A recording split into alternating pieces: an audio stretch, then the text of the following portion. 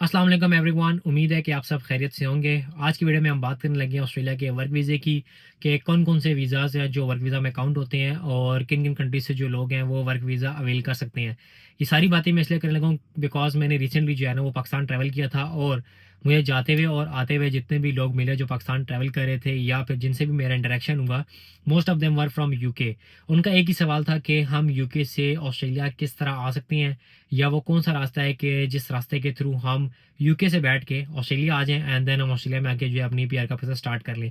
सबसे पहले तो आपको ये बताता चलता हूँ कि यूके ने जो है वो अपनी पॉलिसी चेंज कर ली है, और यूके में जो है वो जो स्ट्रिक्ट रूल्स इंप्लीमेंट हो गए हैं, जिसकी वजह से लोग ये चाह रहे हैं कि वो यूके से ट्रैवल आउट करें। अब मेरा इंटरेक्शन मैं कहूँगा कि ऑलमोस्ट 7 से 8 लोगों से हुआ जो यूके से आ रहे थे। कुछ लोग बर्मिंघम से थे, कुछ लोग मैनचेस्टर से थे। डेफिनेटली उन्होंने पूछा कि ऑस्ट्रेलिया में पीआर का क्या प्रोसेस है, किस तरह हम ऑस्ट्रेलिया की पीआर अवेल कर सकते हैं। तो इन शॉर्ट क्विकली बताता चलता हूँ कि जो ऑस्ट्रेलिया की पीआर है वो पॉइंट बेस है, डिपेंड करता है कि आपका ऑक्यूपेशन क्या है। इसका प्रोसेस इस तरह होता है कि आपने पीटी देना होता है, आपने स्किल असेसमेंट करानी होती है, अपनी एक्सप्रेशन ऑफ इंटरेस्ट सबमिट करा देनी होती है।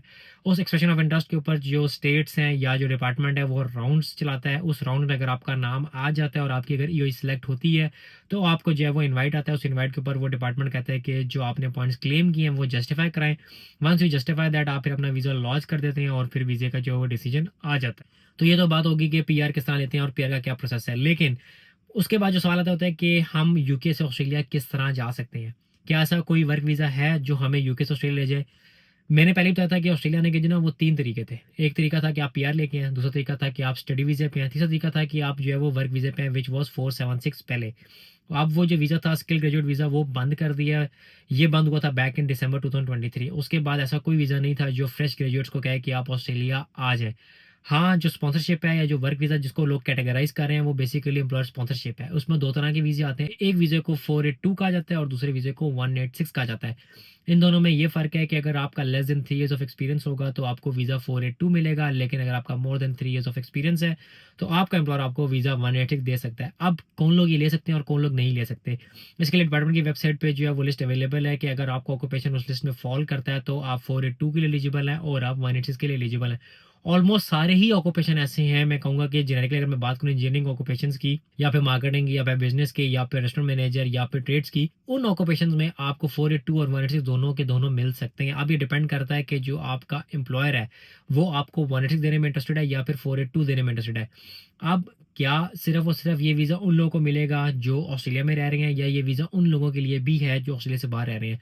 देखें, अगर आप ऑस्ट्रेलिया में रह रहे हैं ना, फॉर एग्जांपल अगर आप यहाँ किसी वीज़े के ऊपर हैं, लाइक आप स्टूडेंट वीज़े पे आए थे, फिर आप टीआर के ऊपर हैं, या अगर आप 476 के ऊपर आए थे और अभी आप स्टूडेंट वीज़े के ऊपर हैं, तो आप अपने एम्प्लॉयर से दोनों वीज़े की बात कर सकते हैं। डिपेंड करता है कि आपके एम्प्लॉयर ने जो जॉब दी है, उसके बाद उसने क्या फ़ैसला किया है कि उसने आपको टेम्परेरी रिटेन करना है या फिर परमानेंटली रिटेन करना है।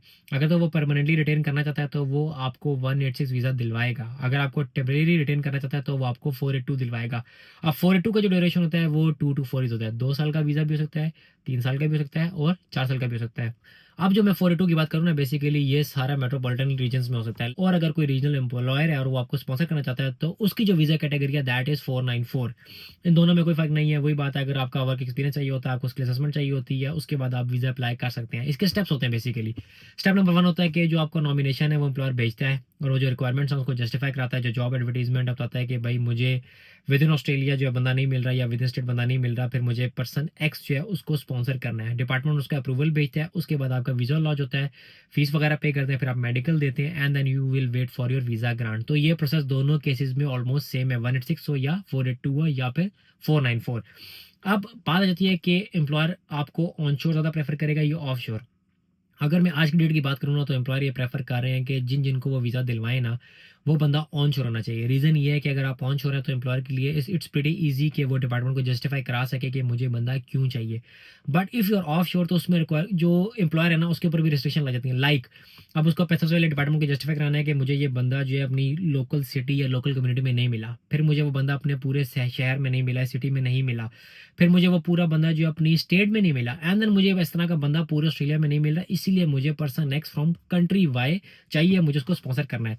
अब इसमें एम्प्लॉयर के ऊपर भी जो है ना वो आप कहें 100 तरह की ना लिमिटेशंस आ जाती हैं, लाइक उसको अपने टैक्स रिटर्न्स दिखाने होते हैं, उसको अपना टर्नओवर दिखाना पड़ता है, फिर उसको जस्टिफाई कराना पड़ता है कि ये जो पोजीशन उसके ऑर्गेनाइजेशन में कहाँ फिट हो रही है और ये बंदा कितना इंपॉर्टेंट है। इसीलिए एम्प्लॉयर कोशिश करते हैं कि बंदा अगर ऑन शोर है तो हम उसको प्रेफर कर लें। लेकिन ऐसा हरगिज़ नहीं है कि if you are offshore तो आपको स्पॉन्सर नहीं कर सकते। तो मेरा जवाब उन सब लोगों को ये है जो मुझे मिले थे, और अगर ये वीडियो उन तक पहुँच जाए, डेफ़िनेटली कुछ लोगों ने तो मुझे उस टाइम बैठ के कहा था कि if you can get some sort of support, तो मैंने अपना नंबर दिया था। एंड जब मैं ये वीडियो अपलोड करूँगा तो जो लिंक जो है वो मैं शेयर आउट कर लेता हूँ, तो उन तक जो है वो लिंक पहुँच जाएगा। तो उनके लिए जवाब ये है कि देखें, मैं बहुत सारे लोगों को जानता हूँ जिनको अभी रिसेंटली एम्प्लॉयज़ ने पाकिस्तान से स्पॉन्सर किया है, इंडिया से स्पॉन्सर किया है। If you have that skill और आप में वो टैलेंट है और एम्प्लॉयर को बंदा नहीं मिल रहा, तो employer will go above and beyond आपको स्पॉन्सर करने के लिए।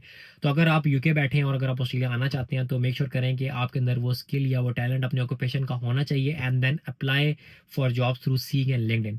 जब आपको जॉब मिल जाती है, अपने एम्प्लॉयर को बताएं कि आप यूके में इतने टाइम से और आप इस फील्ड में इतने टाइम से काम कर रहे हैं और आपको वीज़ा 482 या 186 चाहिए, depending on your work experience. और डेफिनेटली मैं आपको गारंटी से कह सकता हूँ कि एम्प्लॉयर जो है वो आपका वीज़ा प्रोसेस करेगा, क्योंकि मैं बहुत सारे लोगों को ऐसा जानता हूँ जो 476 वीज़ा के ऊपर ऑस्ट्रेलिया आए थे। दे हैव ओनली 18 मंथ्स, उन्होंने उस टाइम में अपने एम्प्लॉयर को प्रूव किया कि they have the required skills and capabilities, और एम्प्लॉयर ने उनको 482 और 186 वीज़ा जो है वो स्पॉन्सर दिए थे। सो आई होप इस वीडियो के बाद इस चीज़ के अराउंड क्लैरिटी मिल गई होगी कि किस तरह आप ऑस्ट्रेलिया आ सकते हैं। अब क्या हम विजिटर वीज़े के ऊपर आके जो है वो वीज़ा चेंज कर सकते हैं, स्वैप कर सकते हैं? इसके ऊपर I am going to make a next video. मिलते हैं अगली वीडियो में, अपना ख्याल रखिएगा। अल्लाह हाफ़िज़।